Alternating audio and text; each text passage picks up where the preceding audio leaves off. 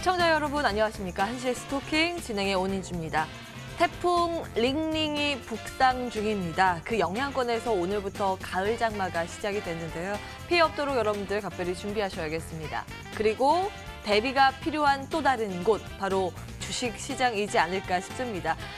지금 반등을 하고 있습니다만 본격적인 상승 추세가 확실히 나오려면 아무래도 미중 무역 분쟁 이 불확실성에서 자유로워야겠고요. 경기 침체 우려감도 누그러지거나 수급적으로 외국인들의 매수세가 유입돼야 되겠죠. 지금 달러에 대한 강달러가 좀 수그러들었음에도 불구하고 여전히 외국인들은 유가증권 시장에서 1,000억 원 넘는 매도 우위를 나타내고 있습니다. 반쪽짜리 지수 상승 속에서 여러분들의 종목의 흐름은 또 어떠신지요? 대비 함께 해보시는 건 어떨까요? 서울전화 02786-1022, 1023번, 문자 013-3366-8288번 지금부터 활짝 열고 여러분들의 참여를 기다리겠습니다. 오늘 이 두 분 나오셨습니다. 나눔미디어그룹 김태혁 전문가, 월스트리트 코리아 이슬희 전문가 함께합니다. 안녕하세요. 안녕하세요. 네, 일단 시장은 반등은 합니다만 탄력도가 굉장히 많이 줄어들었습니다. 특히 유가증권 시장이요. 두 분은 어떻게 진단하고 계신지 먼저 김태혁 전문가님. 네, 오늘 이제 코스피, 코스닥 양시장 모두 반등을 이어나가고 있는 흐름이지만 특히 코스닥 같은 경우는 외인 매수세에 힘입어서 그나마 코스피에 비해서는 탄력적으로 움직이는 흐름입니다. 특히나 오늘 같은 시장에서는 디플레이션에 대한 우려, 추가적으로 미중 무역 분쟁에 대한 부분 때문에 미국 시장이 약세인데도 불구하고 지금 골고루 5G부터 해서 바이오 종목들, 대부분 개별 이슈 종목들까지 수급이 전반적으로 퍼져나가면서 올라오고 있는 흐름입니다. 하지만 제가 저번 주나 저저번 주에도 말씀드렸다시피 섹터 구분 없이 바닥 구간에서 개별 이슈를 터뜨리면서 올라오는 종목들이 많이 있을 것이다라고 말씀을 드렸는데 결국에는 시장이 올라올 때는 그런 종목들이 크게 올라오게 되면서 상승을 시작을 하고 다만 우리나라 시장이 더 크게 올라가기 위해서는 미중 무역 분쟁에 대한 불확실성이 어느 정도는 해소가 되고 추가적으로 해소가 됨으로써 환율이 좀 하락을 하게 되면서 외인이 더 들어오게 되고 그렇게 됨으로써 현재 딱 단기 박스권 구간을 확실하게 돌파하면서 올라갈 흐름이라고 이렇게 보시면 좋으실 것 같고요. 지금 보시게 되시면 코스피든 코스닥이든 박스권 상당 부분에 있습니다. 그렇기 때문에 아직까지는 제가 아까 말씀드린 불확실성에 대한 해소가 아직까지 없기 때문에 단기적인 박스권 안에서 등락을 볼 것이다. 결국에는 상단이기 때문에 하단까지는 한번 보러 갈 것이다. 이렇게 보시면 좋으실 것 같습니다. 그리고 지금 최근 들어서 바이오 종목들이 저번 주까지 해서 바이오 종목들이 순환매를 들면서 급등을 나왔고요. 바닥권에서 급락했던 종목들이 급등이 나왔고 지금 현재로서는 지금 최근 몇 분 전만 해도 메가MD가 계속 상승을 하고 있는데 이런 정부 정책과 관련된 종목들이 테마주로 형성된 종목들 특히나 제가 저번 주에다 저저번 주에 말씀드렸듯이 이런 테마주들이 급등을 많이 했던 테마주들이 반등할 것이다라고 말씀을 드렸고 결국에는 한네트라든지 청원컴넷 등 이러한 종목들이 결국에는 순환매도면서 다시 한 번 더 올라올 겁니다. 그렇기 때문에 단기 트레이딩 하시는 분들은 이런 테마주 수급이 많이 쏠리는 테마주 위주로 해서 대장주만 골라서 하시면 좋으실 것 같고 중장기로 보시는 분들 아니면 스윙으로 보시는 분들은 어느 정도 박스권 하단에 내려왔을 때 종목들을 좀 더 담아보시는 전략이 가장 좋다고 보고 있습니다. 네. 시장에서 크게 주목받고 있는 테마 섹터가 어떤 게 있는지 잠시 뒤에 톡 쏘는 종목에 준비가 되어 있고요. 이어서 이슬희 전문가님 시장 어떻게 진단하고 계세요? 지난번에 나오셨을 때는 시장이 좀 불안한 요소가 있기 때문에 좀 보수적인 관점 확인을 했거든요.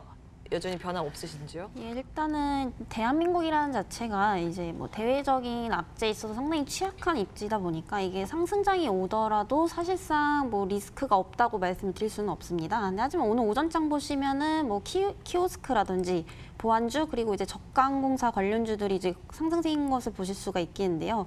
그동안 상승하지 못했던 종목군들이 바닥권에 있는 종목군들이 순차적으로 수급을 받고 있다 이렇게 생각이 됩니다. 특히나 저가항공사 같은 경우에는 일본 불매운동 관련 여파로 상당히 피해가 많았던 업종군 중 하나이죠. 근데 이런 종목군들이 과대에 낙폭된 상태에서 이제 올라오고 있다는 것은 어느 정도는 증시 하락에 따른 영향이 거의 반영이 다 되어 있다 이렇게 보실 수가 있겠습니다. 제가 지수가 안 좋을 때 지속적으로 저평가 바닥주들 분할 매수하시라고 말씀드렸던 이유가 이런 것 때문이고요. 증시가 하락을 하면은 다시 상승기가 오기 마련이고 상승기가 오면 다시 한번 하락기가 오기가 마련입니다. 특히나 대외 이슈로 인한 과대 낙폭주들은 시기가 지나면은 급등 양상을 보였던 경우가 대부분이었고요. 약 2개월 동안 일본 수출 규제 관련에 따른 증시 하락으로 특히나 항공주 보유하고 계셨던 분들 굉장히 이제 힘드셨을 텐데 뭐 이제서야 금일 첫 물꼬를 텄기 때문에 앞으로는 차분히 기다리시면서 수익 회복 꼭 하시길 바라겠고요. 저평가 실적주들 바닥권 분할 매수하셨던 분들도 당장 오르지 않는다고 너무 걱정은 하지 마시고 이제 순차적으로 순환매가 돌 거기 때문에 차분히 좀 기다리시면 되겠습니다. 뭐 항상 말씀드리지만은 장세가 불안하기 때문에 급등주 추격 매수는 좀 자제해 주시길 바라겠고요. 일단 아무쪼록 수익 잘 보시길 바라겠습니다.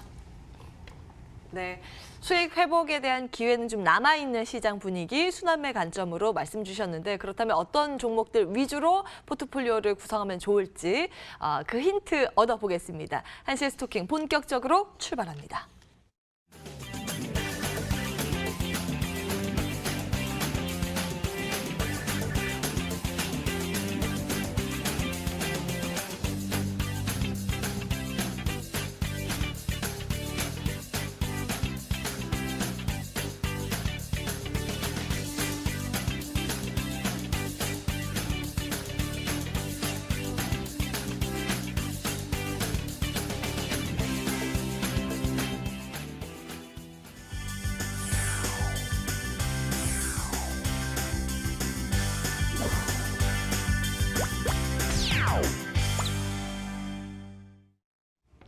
네, 여러분들의 전화 그리고 문자 기다리고 있습니다. 그 사이에 특징주 함께 체크해 보실까요? 톡 쏘는 종목, 오늘도 세 종목 준비되어 있습니다.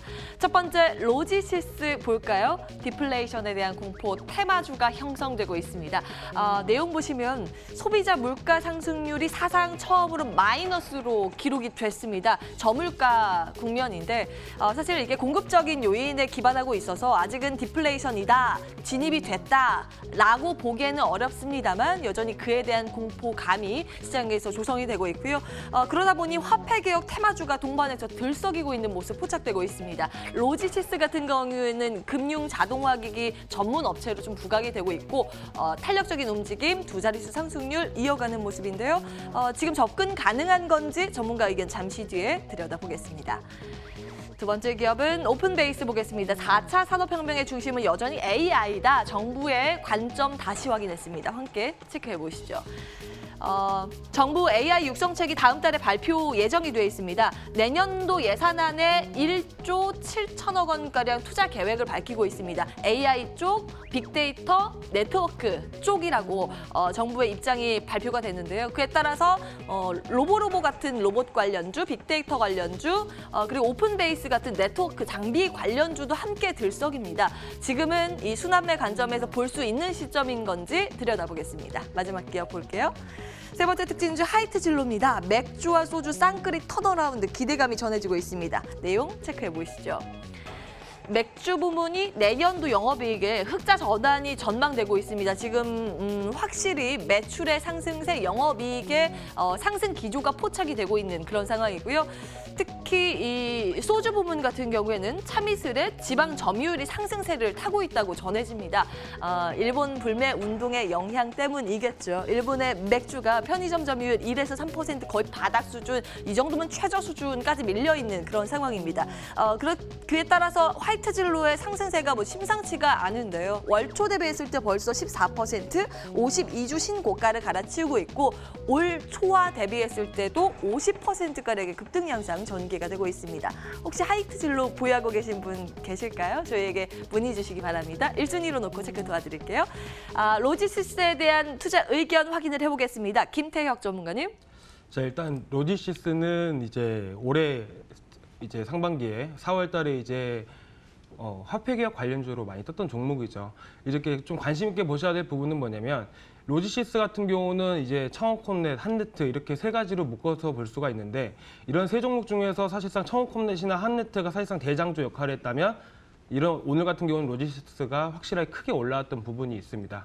왜 그러냐면 지금 현재 이제 이전에 크게 많이 올라오지 못한 부분도 있을 뿐더러 이제 과대 낙폭이 됐던 부분 때문에 사실상 위쪽의 물량 자체가 대장주 역할을 했던 한네트나 청호콤넷보다는 로지시스가 확실히 적기 때문에 이런 종목이 오히려 탄력성 있게 적은 자금으로도 움직일 수 있기 때문에 탄력성 있게 더 많이 올라올 수 있는 흐름인데 지금 이런 종목뿐만 아니라 이제 체리브루라든지 이런 종목들도 흐름 보시게 되시면 돼지열병이 유행했을 당시 테마주를 엮여서 크게 올라왔을 당시에도 체리브루가 꼴찌였습니다. 하지만 낙폭이 된 후에 이슈를 터뜨리면서 오히려 체리브로가 대장주를 얻게 되면서 크게 올랐던 흐름이죠. 그러니까 이런 흐름을 이제 앞으로도 많은 시장이 남아 있으니까 이런 흐름 꼭 기억해 두시고 이제 매매하시는데 도움 되셨으면 좋겠고, 오늘 로지시스 같은 경우는 이제 전반에 제가 아까 초기에 말씀드렸다시피 이런 정부 정책과 관련된 테마라든지 이러한 한 가지 이제 여러 가지로 묶어진 테마주들이 한번 부각이 되면서 올라오게 되면 이런 종목들이 결국에는 다른 종목들에 비해서 수급을 더 받고 순환매로 되면서 올라가기 마련입니다.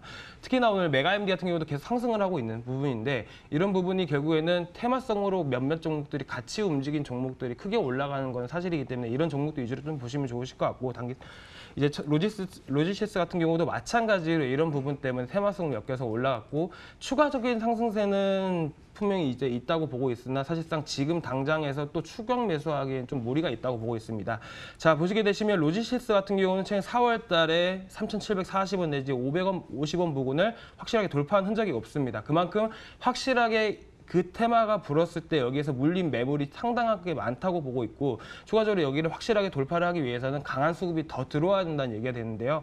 일단 기본적으로 이전에 올라가기 전에 흐름 보시게 되시면 마찬가지로 3,330원, 50원 부근 자체가 박스권 상단 역할을 하게 됐습니다. 오늘 흐름 보시게 되시면 마찬가지로 오늘 고가 자체가 3,350원 부근에서 딱 끝나는 흐름 보실 수가 있습니다. 그러니까 마찬가지로 3,350원부터 3,740원 사이에는 매물이 상당히 많은 부분이고, 당연하게 3,350원은 확실하게 오늘 중이라든지 내일 중으로 한 번씩 돌파를 하게 되면 매수 자리는 분명히 나오기 때문에 단기 트레이딩을 하시는 부분은 손절 꼭 잡으시고 진입하시는 게 나으실 것 같고요. 이 부분이 좀 겁나다 하시는 분들은 애초에 그냥 매수를 안 하시는 게 가장 좋은 방법이라고 보고 있습니다. 그리고 가지고 계신 분들은요, 3,350원 자체를 확실하게 돌파하는지 여부를 보시고, 3,350원을 돌파를 하게 되면 이전에 올랐던 4월 당시에 고점을 찍었던 3,740원, 그리고 지지를 받았던 자리, 그리고 3,300원 부근인데 확실히 여기를 지지를 받고 다시 한 번 더 반등 나온 자리가 3,740원인데 그 이후에 떨어질 때 폭을 보시게 되시면 현재 3,570원 부근에서 확실하게 급락이 나왔던 부분이 있습니다. 그만큼 매물이 집중적으로 많이 있는 자리가 3,570원부터 3,740원 부근이기 때문에 목표가 자체는 여기를 확실하게 3,450원 또 돌파를 하게 되면 3,570원까지는 추가 상승 여력이 있으니까 보유하고 계신 분들은 현재 3,570원에서 정리하시는 게 가장 좋은 방법이라고 보고 있습니다. 뒤늦게 테마에 뛰어든 로지시스에 대한 추가 상승 여력이 있다. 다만 발빠른 대응 전략이 필요하다라는 점 염두에 두셔야겠습니다. 그 의견 확인을 해봤고요. 오픈 베이스 이어서 들여다보겠습니다. 이슬이 전문가님. 예, 일단 보유 의견 먼저 드리도록 하겠습니다. 이 오픈베이스는 사물인터넷, 즉 스마트 팩토리 관련주라고 보실 수가 있겠습니다. 스마트 팩토리는 뭐 사물인터넷이라든지 빅데이터를 통해서 공장 내 장비와 부품을 연결하는 어떤 그 생산 체계로 최소한의 비용과 최소한의 시간으로 효율성 있는 생산이 가능한 체계를 구현할 수 있는 장치라고 보시면 되겠죠. 근데 앞으로 이제 미래와 시대가 발전을 하면서 편리를 위해서 꾸준히 발전할 수밖에 없는 업종이다. 이렇게 생각이 됩니다. 현재 스마트 팩토리는 스마트 시티와도 연관되어 볼 수가 있겠고요. 2019년 9월 4일부터 6일까지 컨퍼런스가 개최가 되면서 스마트 시티에 관한 정책 기술을 공유하고 논의를 할 예정이라고 합니다. 뭐 그만큼 정부에서도 지속 투자하고 있는 업종이라고 보았을 때 앞으로 성장 가능성이 무궁무진하다 이렇게 볼 수가 있겠고요. 제가 이전에도 말씀을 드렸지만은 일본 관련 수혜주들과 특정 테마의 수급이 지금 쏠려 있기 때문에 이러한 산업군이 뚜렷한 종목군들이 수급을 받지 못하고 있었다. 이렇게 말씀을 드렸었는데요. 지금 차트를 보시게 되시면은 6월부터 약 3달간 주가가 조정을 받거나 횡보 구간이었다고 보시면 되겠습니다. 시간이 다소 걸릴 거라고 말씀을 드렸었는데 여태까지 버티셨던 분들이 많이 힘드셨다고 봅니다. 근데 이제 하지만 오늘에서야 거래 대금이 약 보시면 하루 동안만 700억이 넘는 거래 대금이 들어왔기 때문에 다시 한번 시장에서 재조명될 가능성이 농후하다 이렇게 보도록 하겠고요. 주봉상 보시게 되시면은 2,380원이 가장 강력한 지지라인 구간이라고 보시면 되겠습니다. 장기적 관점에서는 전고점인 4,270원도 충분히 뭐 돌파할 가능성이 있다 이렇게 보겠지만은 그 사이에 매물대 구간이 되게 두텁기 때문에 일단 단기적으로 보셨을 때 1차적으로 3,500원 목표가 제시를 해드리겠고요. 일단 이 종목군은 오늘 급등을 한 종목군이기 때문에 신규 매수는 좀 자제를 해주시고 보유자의 영역이라고 말씀을 드리면서 일단 1차 목표가는 3,500원까지 홀딩 의견 드리도록 하겠습니다. 네, 오픈 베이스까지 특징주에 대한 추가 전략 모색해봤습니다. 이젠 여러분들 보유하고 계신 종목 고민 들여다 봐야 될 텐데요. 내용 들고 바로 돌아오겠습니다.